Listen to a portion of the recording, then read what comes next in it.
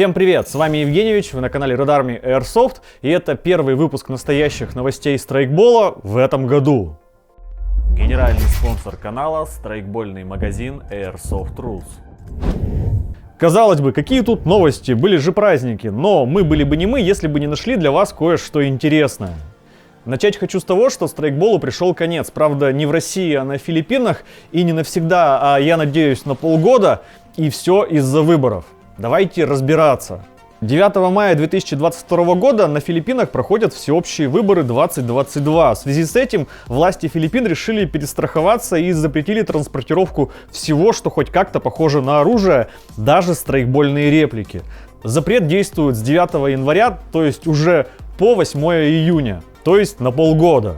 Филиппинам, надо сказать, конкретно не везет, потому что страйкбол там был практически парализован во время пандемии, а сейчас еще полгода запрета из-за выборов. Единственная надежда остается на страйкбольные клубы с прокатом, потому как, насколько я понимаю, запрет действует только на транспортировку.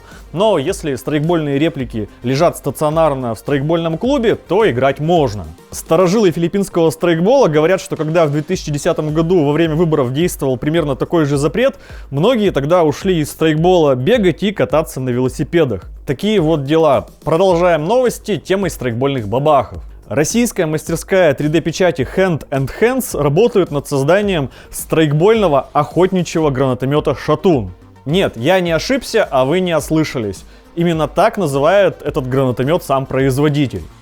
Не, ну на играх, где техника поражается пиротехникой, вполне можно за ней охотиться.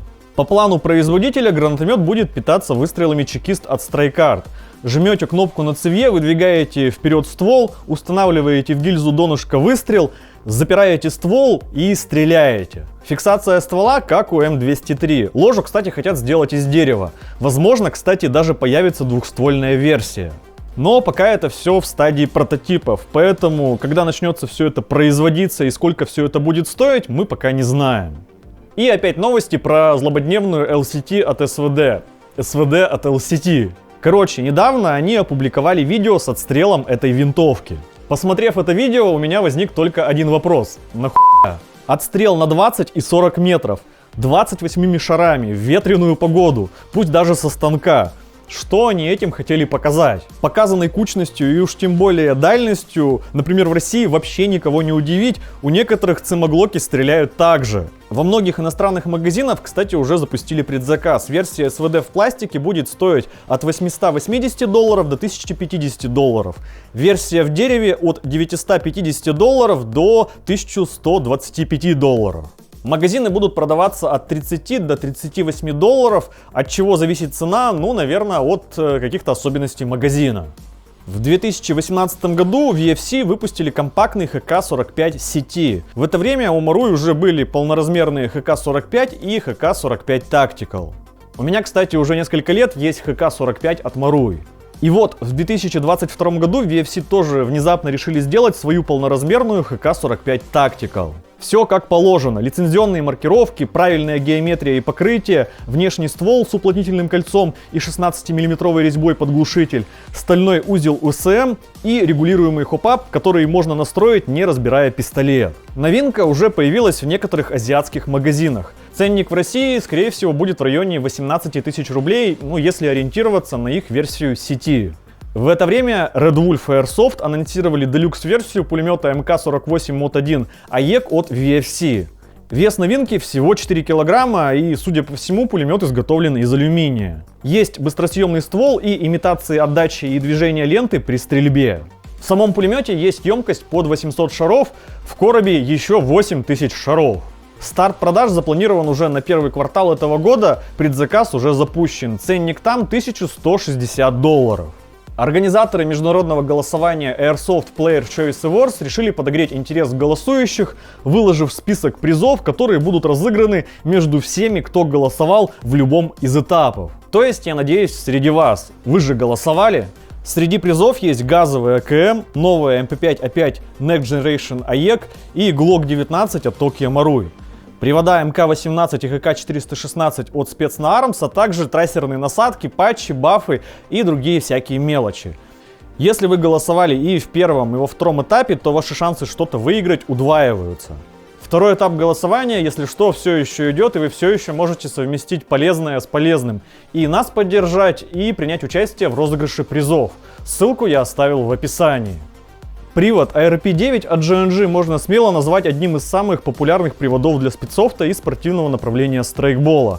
Эти привода очень часто можно увидеть в руках игроков как в полноценном виде, так и в качестве базы для сборок. Компания PTS Syndicate определенно сечет фишку. Совсем недавно они выпустили новые механы EPM R9, которые подходят для G&G ARP9 и Classic Army PX9. Емкость 120 шаров. Помимо уверенной подачи, которая важна в спорте, у новых механ есть и другие фишки. Например, окошко, которое показывает полный уровень заполнения шарами. Текстура EP и увеличенная пятка для улучшенного хвата магазина. А чтобы было легче различать магазины, на пятке есть место для нанесения номера.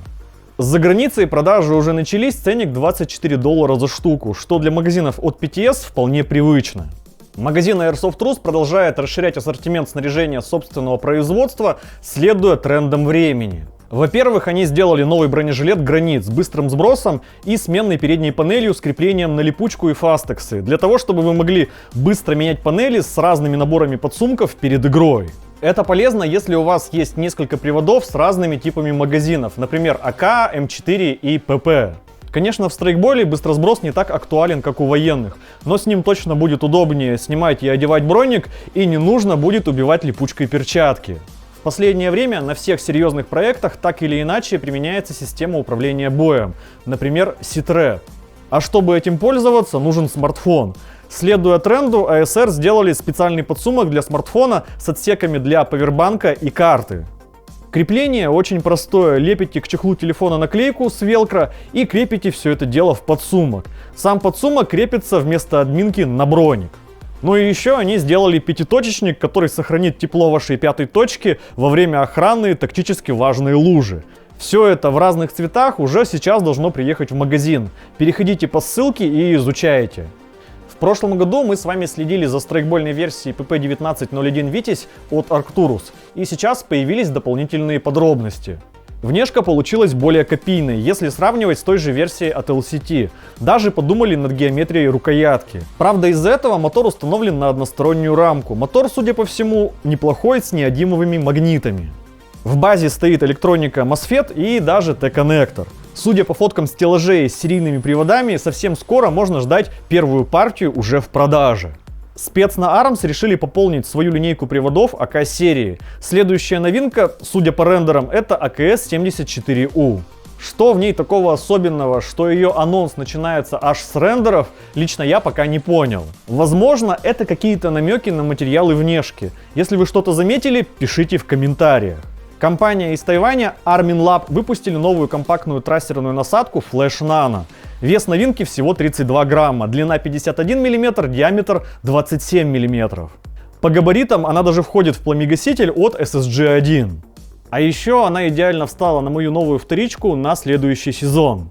Максимальная скорострельность, которую поддерживает насадка, до 35 выстрелов в секунду. Полной зарядки, по заверению производителя, должно хватить на 35 тысяч выстрелов. По первым тестам она засвечивает шары так же, как насадки от Ace-Tech.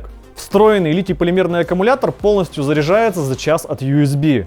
Включается с помощью переднего колеса, что сильно удобнее, чем кнопки в тыльной части. Штатная резьба 14 отрицательная, как у моего пистолета и большинства эмок. В комплекте есть переходник на М11, чтобы насадку можно было поставить на пистолеты типа Glock от VE. Уже сейчас насадку можно купить в России в магазине Бабахи, ссылку я оставил в описании. Кстати, Narcos Airsoft для пистолета AAP-01 сделали рамку формата 1911. Это значит, что любители антуража могут сделать из этого пистолета Ruger 2245. Правда, Ruger 2245 с магазинами от Глока, но зато работать будет хорошо. Правда, из-за того, что габариты рукоятки тут немного другие, сомневаюсь, что сюда можно будет поставить оригинальные накладки от 1911. Зато за $30 можно купить специальные накладки из дерева. Сама рукоятка в пластике будет стоить $36. Ars Arma запустила серийное производство баулов для снаряжения. В зависимости от того, для чего вам нужен баул, можно выбрать объем 50, 75 или даже 100 литров. Для выездных игр я бы сразу рекомендовал брать баул на 100 литров и складывать туда все в органайзерах. Когда все в одном месте, намного проще перевозить командный шмот на большие расстояния, это проверено опытом. Баулы от Арсарма прямоугольной формы. Логика подсказывает, что такая форма сохраняет больше полезного пространства и более удобно как при хранении, так и при транспортировке. Ну, как минимум, можно складывать один на другой. Клапан с двойной молнией, чтобы было проще размещать габаритное снаряжение. Переносить баул можно за ручку, на лямке через плечо, или если баул получился сильно тяжелый, то за боковые ручки с помощью товарища. Место для патчей тоже, разумеется, есть. Польская компания Minecraft, оказывается, умеет делать не только ВВД. Например, недавно они сделали свой фрезерованный гирбокс для АЕК из алюминия марки 7075T6. Разумеется, есть окошко для быстрой замены пружины. Передняя часть усилена. Есть возможность настройки соосности с помощью внешних винтов. Есть окошко для сброса антиреверса. И самое интересное, на мой взгляд, фишка — это вставки из нержавеющей стали для установки пистолетной рукоятки. А еще слева есть вырез, чтобы вы могли посмотреть, как хорошо вы настроили АОИ. Старт продаж запланирован уже на февраль 2022 года, ценник на наши деньги около 10 тысяч рублей. Предзаказ, кстати, уже запущен, и если покупать по предзаказу, то в подарок дадут еще и модный спусковой крючок. Компания Secutor Arms анонсировала привода M6 и M7 линейки Rapax. По факту это вариации на тему тактикульных SR-25. Подробностей пока нет, но я не думаю, что это будет сильно отличаться от модели Rapax M5, которая вышла в марте прошлого года. Это все новости, которые мы добыли за праздники, но впереди фестивали, открытия и новый сезон, так что новинок, я думаю, будет много. Как всегда, предлагаю обсуждать новости в комментариях, не забывать ставить ваши уверенные пальцы вверх, не забывать за нас голосовать. С вами был Евгеньевич, до скорого!